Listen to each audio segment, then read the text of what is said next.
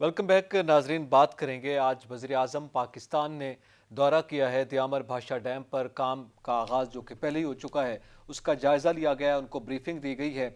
आपको बताते चलें दियामर भाषा डैम पर काम का आगाज़ हो चुका है और ये बताया गया है कि 2028-29 तक ये मनसूबा मुकम्मल होगा, जिसमें मोहम्मद डैम भी शामिल है।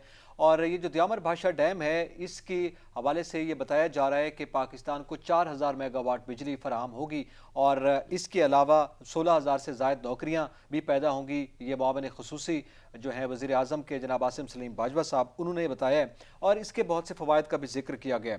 और फिर वज़ीर आज़म ने साथ ये भी जिक्र किया कि सिर्फ ये नहीं कि मोहम्मद डैम और दियामर भाषा डैम बनेगा, बल्कि जो दीगर दरिया हैं उन पर छोटे डैम्स भी बनाए जाएंगे। उसके लिए भी बाकायदा तौर पर पॉलिसी मुरतब कर ली गई है।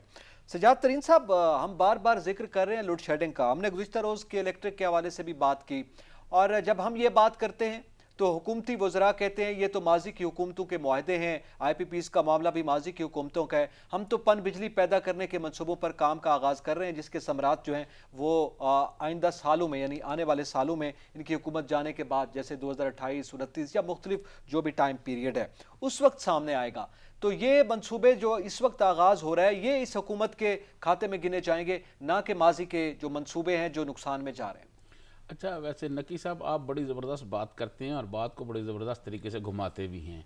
दो दफ़ा ये जो जिस डैम पे आज प्राइम मिनिस्टर गए हैं, इस दो डैम पे मैं दो दफ़ा जा चुका हूँ। एक दफ़ा जनाब मुशर्रफ गए थे तो मैं उनके साथ गया था, एक दफ़ा सदर आसफ अली ज़रदारी साहब गए थे, उन्होंने भी इफ्तिताह किया था और यही बात की थी कि जी हम अपने काम का इफ्तिताह कर रहे हैं। और तीसरी दफ़ा यहाँ मियाँ नवाज शरीफ भी गए थे। पहले जनाब मुशर्रफ के ज़माने में दियामर बादशाह डैम की बात हुई, फिर उसके बाद दूसरी दफ़ा बात हुई जनाब आसफ अली ज़रदारी साहब वहाँ गए और उन्होंने बाकायदा वो देखा और कोई ज़मीनें भी एक्वायर की, लोगों को पैसे भी दिए और जनाब उन्होंने भी ये कहा कि काम जो है चल रहा है, उनकी भी एक फट्टी वहाँ लगाई गई। इसी तरह फिर मियाँ नवाज शरीफ उसके बाद गए और मुस्लिम लीग नून ने भी उस काम को शुरू किया। आज अब प्राइम मिनिस्टर इमरान खान भी वहाँ चले गए हैं। अब आपकी ये मर्ज़ी है कि अब ये आप इनके कह दें कि जी ये क्योंकि काम इन्होंने किया है और इनके क्रेडिट पे जा रहा है। देखें जो बुरे चलो सर, काम आप है बता वो देना तो किसके क्रेडिट नहीं, पे। देखें जो बुरे काम हैं, जो करप्शन है, जो बाकी चीज़ें हैं, वो तो प्राइम मिनिस्टर इमरान खान उनके खाते में डाल रहे हैं कि जी अपोजिशन वाले ये कर रहे हैं। लेकिन ये भी बात, ये जो सारे प्रोजेक्ट हैं ये भी पिछलों वालों के हैं, ये तो नहीं है कि ये इनका है कोई।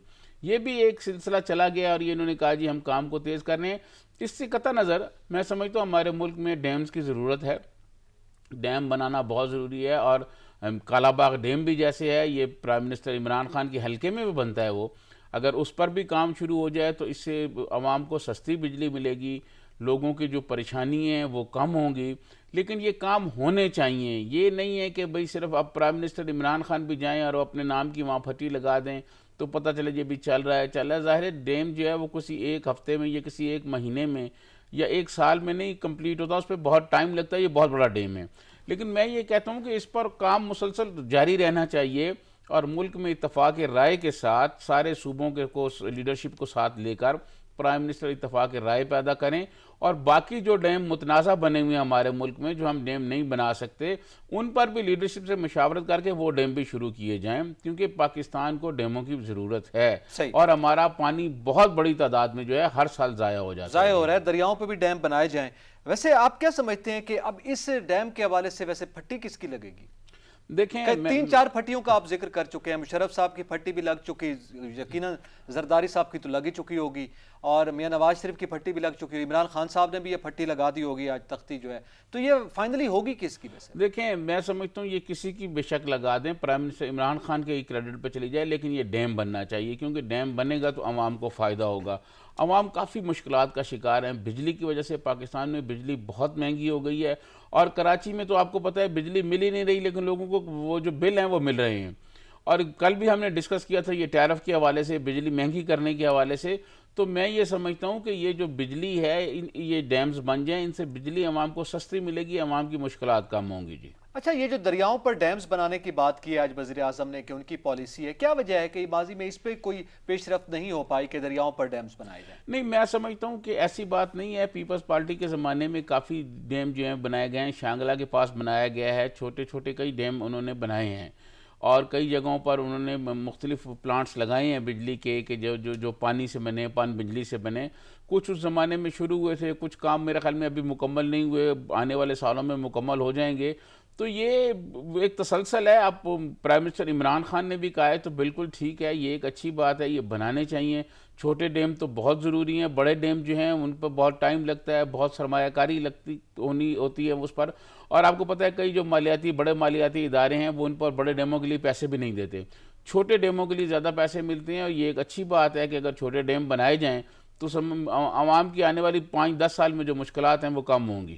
آپ کیا سمجھتے ہیں سیاسی طور پر بھی ظاہر ہے اس کے کچھ اثرات مرتب ہوتے ہیں، یہ جو جائزے لیے جاتے ہیں، کیونکہ افتتاح تو پہلے ہو چکا، وزیر اعظم نے کام کا جائزہ لیا آج، اور یہ جائزے ماضی میں بھی لیے جاتے رہے ہیں، کام کے بریفنگ بھی ان کو دی جاتی رہی ہے. یہ اس کے ظاہر ایک سیاسی امپیکٹ ہوتا ہے، آپ بہت بہتر جانتے ہیں اس معاملے کو. میرا سوال یہ ہے کہ یہ کے الیکٹرک کا معاملہ ہوا، میں نے ابتدا میں بھی بٹوین دی لائنز آپ سے جو پوچھنے کی کوشش کی تھی، اب واضح انداز میں سوال کر دیتا ہوں کہ کے الیکٹرک کے معاملے کے بعد وزیر اعظم نے فوری طور پر دیامر بھاشا ڈیم کا دورہ کر لیا. نہیں دیکھیں، یہ دو علیحدہ ایشوز ہیں. کے الیکٹرک جو کمپنی ہے، صرف کے الیکٹرک نہیں، پورے ملک میں لوڈ شیڈنگ کا شور ہے. میں آپ کو عرض کروں کہ وہ جو کے الیکٹرک کمپنی ہے اس کی جب نجکاری کی گئی تو مجھے یاد ہے کہ میاں رضا ربانی اور پیپلز پارٹی کے بہت سارے لوگ اس وقت اپوزیشن میں تھے، جناب مشرف کا زمانہ تھا. تو وہ یہ ایم کیو ایم والے جو آج کیمپ لگا رہے ہیں، کل انہوں نے دھرنا بھی کیا، یہ اس وقت منسٹر تھے، یہ ساتھ تھے. تو یہ عمر ایوب وغیرہ صاحب ان کے منسٹر تھے. تو انہوں نے اس وقت پیپلز پارٹی نے احتجاج کیا تھا کہ اس کو نہ بیچا جائے، اگر اس کو بیچیں گے تو عوام بہت مشکلات کا شکار ہو جائیں گے. لیکن اس وقت اپوزیشن کی بات نہیں سنی گئی. اور پھر آج آپ نے دیکھا ہے کہ کیا صورتحال بن گئی ہے کہ کراچی کے لوگ، کراچی ایک ایسا شہر ہے جی جہاں بہت بڑی انڈسٹری ہے، جہاں سب سے زیادہ ٹیکس وہاں سے ہم وصول کرتے ہیں. لیکن بدقسمتی یہ رہی ہے کہ پچھلے 30-40 سال میں جو وہاں سیاست ہوئی ہے اور اس سیاست کے نتیجے میں جو اس کے اثرات مرتب ہوئے ہیں ان کے بہت بھیانک نتائج سامنے آئے ہیں. لوگ اب بجلی نہیں ہے، کل آپ نے کہا تھا بجلی نہ ہو تو پانی نہیں ہوتا. پھر وہ لوگوں کے مسائل بہت زیادہ ہیں. کراچی میں صفائی کی صورتحال اتنی اچھی نہیں ہے، صرف کراچی تھوڑی ہے، ہاسپٹلز کی وہ صورتحال تو بات اتنی کے اچھی الیکٹرک نہیں کی ہے. آ گئی نا، وہ تو چونکہ کے الیکٹرک کا معاملہ ہائی لائٹ ہوا تو کراچی کی بات ہو رہی ہے. پورے ملک میں یہی صورتحال ہے. کیا آپ کا تعلق ہے جنوبی پنجاب کے ان علاقوں سے جسے ہم سرائکستان کہتے ہیں، راجن پور میں، وہاں 18 گھنٹے لوڈ شیڈنگ نہیں ہو رہی؟ کیا پنجاب کے دیگر علاقوں میں نہیں ہو رہی، کے پی کے میں نہیں ہو رہی؟ پورے ملک میں سر یہ لوڈ شیڈنگ کا عذاب. ایک تو نقی صاحب مجھے یہ سمجھ نہیں آتی کہ جب میاں محمد نواز شریف کی گورنمنٹ گئی تو اس وقت بجلی کی لوڈ شیڈنگ نہیں تھی، اور مسلم لیگ نون کا یہ دعویٰ تھا کہ ہم نے لوڈ شیڈنگ ختم کر دی ہے، اور کسی حد تک وہ لگ بھی رہا تھا کیونکہ لوڈ شیڈنگ نہیں ہو رہی تھی. پھر نہ جانے یہ کیا ہوا کہ جیسے یہ گورنمنٹ آئی اور اس کے بعد یہ لوڈ شیڈنگ شروع ہو گئی. پھر پرائم منسٹر نے یہ کہا کہ جی آئی پی پیز کے ساتھ مہنگے معاہدے ہوئے ہیں، ہم اس کی انکوائری کریں گے. وہ کون سی انکوائری ہوئی؟ کہاں گئی وہ انکوائری؟ تو کوئی یہ حکومت جو ہے، میں سمجھتا ہوں کہ یہ مسائل حل کرنے کی بجائے مسائل زیادہ پیدا کر رہی ہے. اس حکومت سے مسائل حل نہیں ہو رہے. مسائل حل کرنے کے لیے ایک انقلابی پالیسی کی ضرورت ہے، انقلابی پالیسی بنانے کی ضرورت ہے. آخر کیا وجہ ہے کہ نواز شریف صاحب کے زمانے میں تو بجلی مل رہی تھی لوگوں کو، اب لوگوں کو بجلی نہیں مل رہی؟ جیسے آپ نے ذکر کیا جنوبی پنجاب کا، سرائکی ایریے کا، وہاں بہت زیادہ لوڈ شیڈنگ ہے. لوگ فون کر کے ہمیں بتاتے ہیں کہ جی اتنی لوڈ شیڈنگ ہو رہی ہے. اس کی کیا وجہ ہے؟ اس پر ایک انکوائری ہونی چاہیے. لیکن انکوائری ایسے نہیں ہونی چاہیے جیسے پرائم منسٹر عمران خان نے چینی کے معاملے پر انکوائری کرائی. چینی کی جب رپورٹ آئی تو کہا گیا جی دیکھیں جی شوگر سکینڈل آ گیا ہے، ہم نے انکوائری کرائی، ہم حکومت میں ہیں، ہم یہ کر دیں گے. آج بھی آپ یقین مانیں کہ 85 روپے کلو لوگوں کو چینی مل رہی ہے، اور اس سے زیادہ مہنگی مل رہی، اس سے کم نہیں مل رہی. آپ بتائیں اس رپورٹ کا، وہ جو رپورٹ آئی ہے اس رپورٹ سے عام آدمی کو جو بدین میں بیٹھا ہوا ہے، جو راجن پور میں بیٹھا ہوا ہے، جو ملتان میں، جو ڈیرہ غازی خان میں، ایون اسلام آباد میں، ان کو کیا فائدہ ہوا؟ اس رپورٹ سے کس کے خلاف کارروائی ہوئی؟ صرف ایک رپورٹ آ گئی ہے، لوگ اسی طرح پھر رہے ہیں. تمام جو طاقتور لوگ ہیں شوگر مافیا میں موجود ہیں، ان کو کیا ہوا؟ جہانگیر ترین صاحب تو اپنی فیملی کو لے کے لندن ہی چلے گئے ہیں. تو میں یہ سمجھتا ہوں کہ اب جمع خرچ جو ہے نا، زبانی جمع خرچ نہیں ہونا چاہیے، کوئی عملی ایکشن ہونا چاہیے. گندم کی صورتحال آپ دیکھ لیں کہ گندم یہ زرعی ملک ہے، گندم کی پیداوار والا ملک ہے. گندم کی پیداوار جو ہے وہ مارکیٹ میں آ رہی تھی، گندم جو ہے مارکیٹ میں آ رہی تھی، اور یہاں مارکیٹ میں پورے کا پورا آٹا مہنگا ہو گیا. اب مارکیٹ میں گندم شارٹ ہوتی جا رہی ہے. آج بھی سندھ کی جانب سے یہ الزام لگایا گیا ہے کہ جی پنجاب جو ہے وہ ذخیرہ اندوزی کر رہا ہے یا اسمگلنگ کر رہا ہے، اور سندھ سے اب لوگ جو ہیں ارد گرد کے جو صوبے ہیں سندھ کے ساتھ جو لگتے ہیں وہ وہاں اسمگلنگ ہو کے جا رہی ہے، تو سندھ میں بحران پیدا ہو سکتا ہے۔ یہ ساری چیزیں کنٹرول کرنا وفاقی حکومت کا کام ہے، پالیسیاں بنانا وفاقی حکومت کا کام ہے، لیکن بدقسمتی سے وفاقی حکومت کے جو وزراء ہیں وہ صرف اپوزیشن سے محاذ آرائی، اپوزیشن کو پکڑنے، اپوزیشن کو گالیاں دینے اور اپوزیشن کی تنقید کرنے پہ لگے ہوئے ہیں۔ میں سمجھتا ہوں کہ عوام کے لیے، عوام بہت مشکلات کا شکار ہے، عوام بہت پریشان ہے، روزگار کی وجہ سے لوگ ترین پریشان صاحب، ہیں، آپ نے مہنگائی کی گندم وجہ کی سے پریشان ہیں۔ گندم کی بڑی اچھی آپ نے بات کی ہے، گندم پہ بھی بات کر لیتے ہیں۔ جیسے ابھی آپ نے یہ حوالہ دیا ہے کہ سندھ کے، ابھی آپ نے ایک حوالہ دیا کہ وہاں پہ ان کے نواحی علاقوں میں یا دیگر صوبوں میں اسمگلنگ ہو رہی ہے اور اس پہ جو ہے وہ کنٹرول کیا جائے۔ میں یہ جاننا چاہتا ہوں، کیا یہ صوبائی سطح پہ نہیں ہے کہ وہاں پہ یہ کنٹرول کیا جائے، اور وہاں پہ صوبائی حکومت کا کام نہیں ہے یہ؟ دیکھیں صوبائی حکومت تو کر رہی ہے نا، لیکن کچھ ڈپارٹمنٹ ایسے ہیں جو وفاق کے ماتحت ہیں، جو یہ جتنے بھی صوبوں کے سرحدی علاقے ہوتے ہیں نا وہاں وفاق کے ادارے کام کر رہے ہوتے ہیں۔ جیسے پنجاب کے سرحدی علاقے ہیں وہاں ساری وفاقی ادارے کام کر رہے ہیں، اس طرح سندھ کے جو سرحدی ایریے ہیں ان پر وفاقی اداروں کا کنٹرول ہوتا ہے، تو وہاں صورتحال بہتر بنانے کے لیے وفاقی حکومت کو پالیسی واضح کرنا ہوگی، وفاقی حکومت کو پالیسی بنانی ہوگی۔ اگر وفاقی حکومت متحرک نہیں ہوگی تو آپ یقین مانیے گا کہ آپ دیکھیے گا کہ اگست میں اس ملک میں بہت زیادہ گندم کا کرائسس آ جائے گا اور روٹی بہت مہنگی ہو جائے گی۔ آپ دیکھ لیں روز ہمیں لوگ فون کر کے بتاتے ہیں نا جی کہ وہاں 12 روپے کی روٹی مل رہی ہے، وہاں نان 15 روپے کا مل رہا ہے۔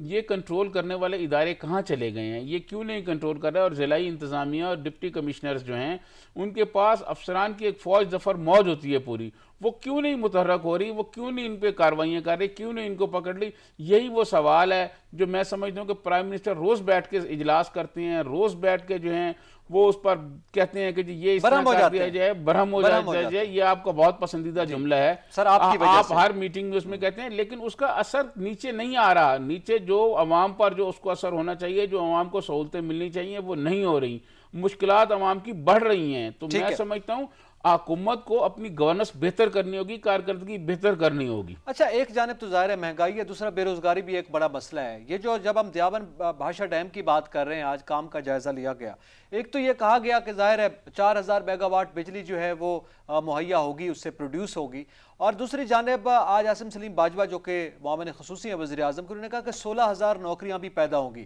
تو کم سے کم وہ نوکریوں والا وعدہ جو ہے وہ کسی حد تک یہاں پہ کمپنسیٹ ہو سکے گا؟ دیکھیں یہ آپ نے بڑی زبردست بات کی، آج کل آپ معاملات کو کافی ٹویسٹ کرنے کے ماہر ہو گئے ہیں۔ آپ مجھے یہ بتائیں نقی صاحب کہ سر، آپ چونکہ ادھر دریائے سندھ عبور کر جاتے ہیں، میں یہاں پنجاب تک رہتا ہوں۔ پچھلے 2 سال میں آپ دیکھیں، پچھلے سال جو ہے جو لوگ بے روزگار ہوئے ہیں ان کی تعداد 70 لاکھ سے زیادہ ہے۔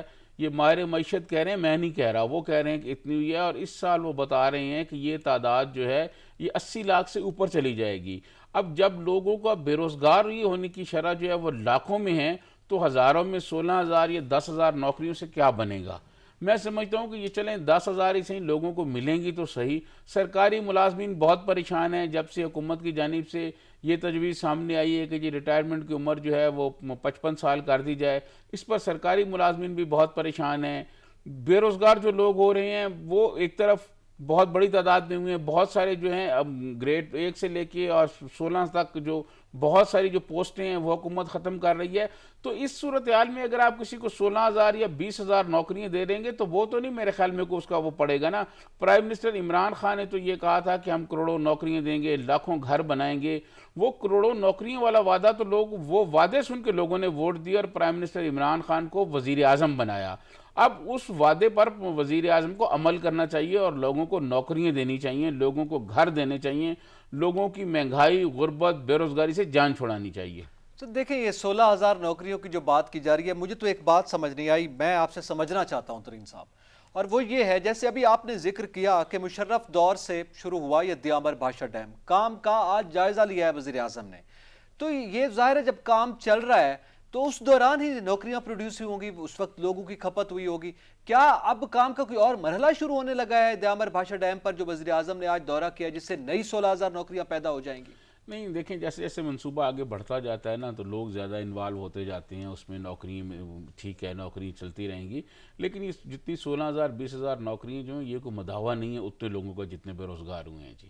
यकीनी तौर पर मदावा तो बिल्कुल नहीं है, लेकिन बहरहाल ये अच्छी बात है कि डैम जो हैं वो बनने चाहिए। बिलखुसूस इस डैम के हवाले से तो साथ ये भी कहा गया है कि ये ना सिर्फ हमारी बिजली की जो इस वक्त खपत है, जब इस वक्त लोड शेडिंग का मामला है, उसकी ज़रूरियात पूरी करेगा, बल्कि ये फूड के हवाले से ज़ाहिर है जब पानी जाएगा नहरों में तो उस वक्त हमारे खेत खलियान भी हरे होंगे, और इसके साथ साथ इसका सिक्योरिटी के हवाले से भी बड़ा अहम मामला है। आपके इल्म में है ये जो डैम्स की एक जंग इंडिया के साथ हमारी है, उसको भी नहीं भुलाया जा सकता, तो वहाँ पे भी हमें सोचना होगा, कुछ ज़्यादा शिद्दत से उस जाने बढ़ना होगा। नहीं, मैं समझता हूँ कि वो सिक्योरिटी तो पाक फौज के जो दस्ते हैं वहाँ यकीनन उस हवाले लगा से दिए इसको गए कहा गया होंगे, है, बिल्कुल वो लगा दिए गए होंगे। वो और इंडिया उन्होंने जो खुद है, कहा है कि ये सिक्योरिटी के इंडिया हवाले से बहुत बेहतर है हमारे लिए। इंडिया हमारा दुश्मन है, उससे तो हम कभी खैर की तवक्को नहीं रखते। पाक फौज के लोग लगा दिए गए होंगे। और डैम्स पर आपको पता है कि यहाँ ये जो इस्लामाबाद में रावल डैम है, इस पर भी सारी फौज के लोग खड़े हुए हैं और उसके नहीं, मैं इसके नेवी के इम्पैक्ट लोग की आए बात हुए कर हैं। रहा हूँ। तो मैं समझता हूँ इससे कोई वो नहीं है, हम अपनी सिक्योरिटी जानते हैं, इससे कोई मसला नहीं है।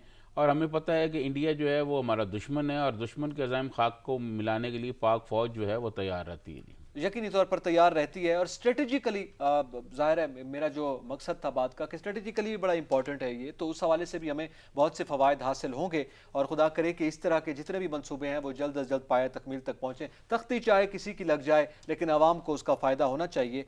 और दूसरा, थोड़ा सा अभी आप अपोजिशन की और हुकूमत की बात कर रहे थे, आज कायरा साहब भी बड़े बरहम थे, और उसके इस पस मंज़र में उन्होंने ये बात की हुकूमत से भी कि मुझे ये सवाल का जवाब दिया जाए कि एहसानुल्लाह एहसान बिलावल भुट्टो जरदारी को धमकियां दे रहे हैं कि उसका हाल भी वही होगा जो उसकी मां का हुआ है। आज कायरा साहब ने वाज़ेह अंदाज में ये बात की, तो उन्होंने कहा है कि हमें बताया जाए कि क्यों उसको फ़रार कराया गया, किस तरह से वो चला गया, और उसके बाद हमें वो धमकियां देता है, और हुकूमत को इस पे क्यों जवाब सामने नहीं आता कि हमें अब सिक्योरिटी जो है वो फराम करे। क्योंकि अभी सिक्योरिटी का जिक्र हो रहा था, तो मोहतरमा बेनज़ीर भुट्टो के हवाले से भी इस किस्म की धमकियां आती रहीं, बिलावल भुट्टो जरदारी को मिल रही हैं। आप क्या समझते हैं कि सर ये सूरत हाल किस नहज पर पहुंच चुकी हुई है? अच्छा, मैं आपको अर्ज़ करूं कि सूरत हाल ये है कि बिलावल भुट्टो जरदारी ने 2 दिन पहले आपको पता है कराची में प्रेस कॉन्फ्रेंस की, और अपनी प्रेस कॉन्फ्रेंस में बिलावल भुट्टो जरदारी ने हुकूमत की जो नाकामियाँ हैं, जो नाअहलियाँ हैं, और मुख्तलिफ जो हुकूमत प्रोग्राम नहीं शुरू कर सकी, उसने चंद सवालात उठाए हैं।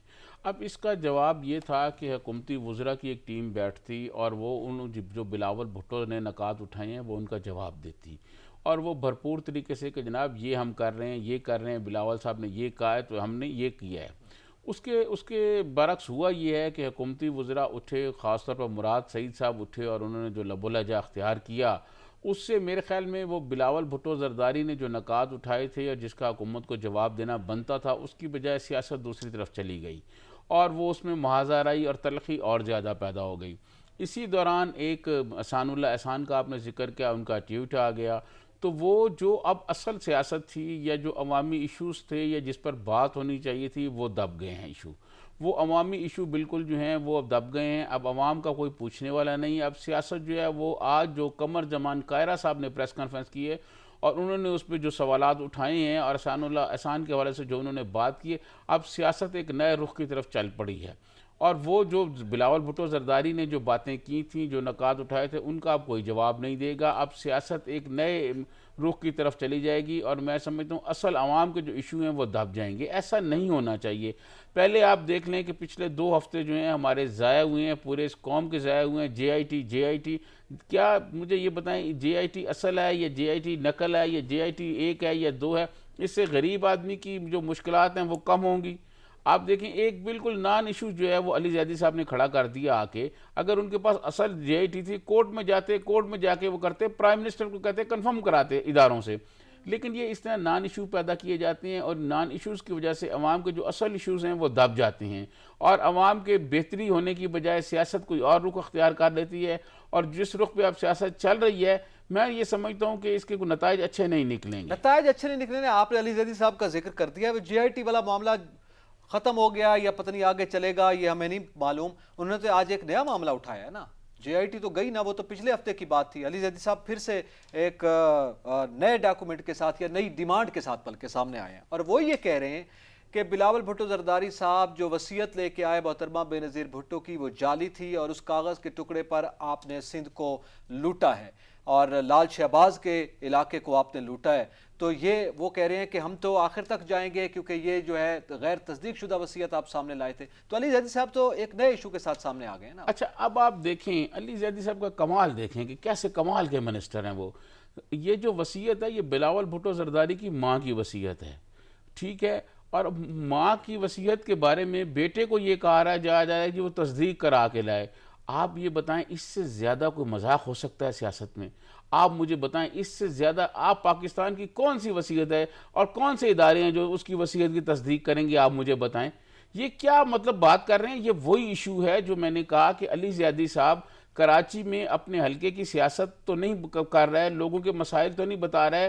علی زیدی صاحب کے الیکٹرک سے یہ تو نہیں پوچھ رہا ہے کہ لوڈ شیڈنگ کیوں ہو رہی ہے، لوگوں کو پانی نہیں مل رہا، لوگ اور مشکلات کا شکار ہو رہے ہیں، وہ اپنی وزارت نہیں چلا رہے۔ اس حکومت کی نقی صاحب ایک اور بڑی بدقسمتی رہی ہے کہ اس حکومت کے جتنے وزراء ہیں وہ سوائے اپنی وزارت چلانے کے علاوہ انہوں نے اپنی وزارت نہیں چلائی، اس کے علاوہ باقی سارے کام انہوں نے کیے ہیں اور بیانات بھی دیے ہیں۔ علی زیدی صاحب روز بیانات دیتے سر ہیں۔ ایک کام اب آپ دیکھیں باقی ایک کام یہ بیانات والے کام کیے ہیں جو آپ ذکر کر رہے ہیں، یہ ایک کام کیا یہ دیکھیں مجھے یہ بتائیں کہ بیٹے کو یہ کہا جا رہا ہے کہ اپنی ماں کی وصیت کی تصدیق کرا کے لائیں۔ کیا حکومت پاکستان اور پاکستان کے آئین اور قانون کے مطابق کہیں کوئی ایسی بات ہے کہ جس کی ماں اپنے بیٹے کے نام ایک وصیت لکھے، اپنے بچوں کے نام ایک وصیت لکھے اور اسے کہا جائے جی کہ آپ وصیت کی تصدیق کرا کے لائیں؟ اس سے بڑا کوئی پاکستان کی سیاست میں مذاق ہو سکتا ہے؟ میں سمجھتا ہوں اصل ایشوز پر بات نہیں کر رہے، کارکردگی ان کی اچھی نہیں جا رہی اور نان ایشوز پیدا کر رہے ہیں۔ روز علی زیدی صاحب آ جاتے ہیں،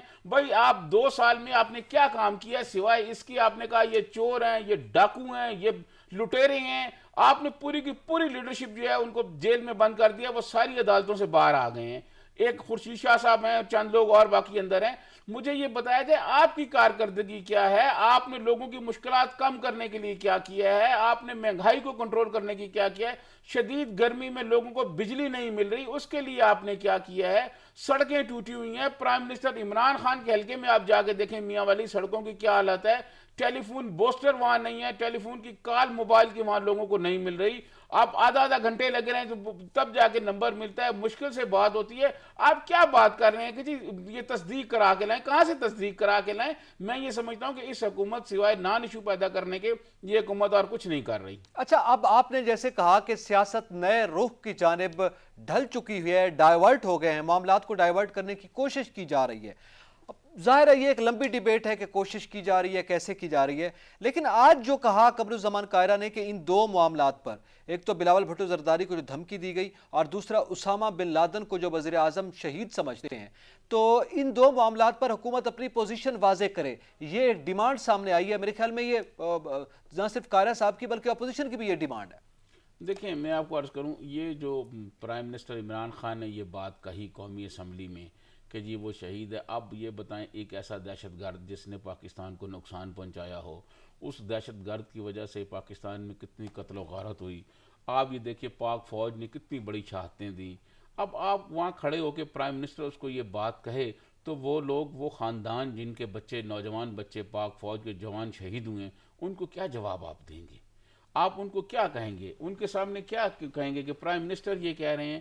تو میں یہ سمجھتا ہوں کہ پرائم منسٹر عمران خان کو بھی بالکل یہ قاہرہ صاحب نے ٹھیک کہا ہے کہ اپنی پالیسی اب واضح کر دینی چاہیے، لوگوں کو بتا دینا چاہیے۔ اور یہ جو ایشو ہے یہ اب پاکستان کے لیے کوئی ایشو نہیں رہا کہ اسامہ کیا تھا، کیا نہیں، وہ ایک دہشت گرد تھا اور ایک دہشت گردی کی نظر وہ خود نظر ہو گیا، اس کو مار دیا امریکن فورسز نے۔ اب ایسا ایشوز جو ہیں، یہ جو گزر گئی ہیں باتیں، ایسی باتوں کو بجٹ اجلاس میں کرنا، یہ مجھے نہیں سمجھ آئی کہ پرائم منسٹر کس کو میسیج دینا چاہ رہے ہیں، کس کے لیے کہ یہ بات کہنا چاہ رہے ہیں۔ بات اصل صرف یہ ہے کہ پرائم منسٹر عمران خان کو ان ایشوز پر توجہ دینے کی بجائے اور ان کے وزراء کو ایسے ایشوز پر توجہ دینے کی بجائے عوام کی بہتری کے لیے کوئی کام کریں، عوام کی بہتری کے لیے کوئی ہونا چاہیے۔ اب آپ دیکھیں آج ایک خبر ہے کہ بدین میں ایک ہاسپٹل ہے اور اس ہاسپٹل میں وہاں پر کوئی وہاں لوگ خودکشیاں زیادہ کر رہے ہیں، اس کا رجحان بہت زیادہ ہو رہا ہے، اور اس ہاسپٹل میں پوسٹ مارٹم کے لیے جو نمونے لیے جاتے ہیں ان کو محفوظ کرنے کے لیے کیمیکلز موجود نہیں ہیں۔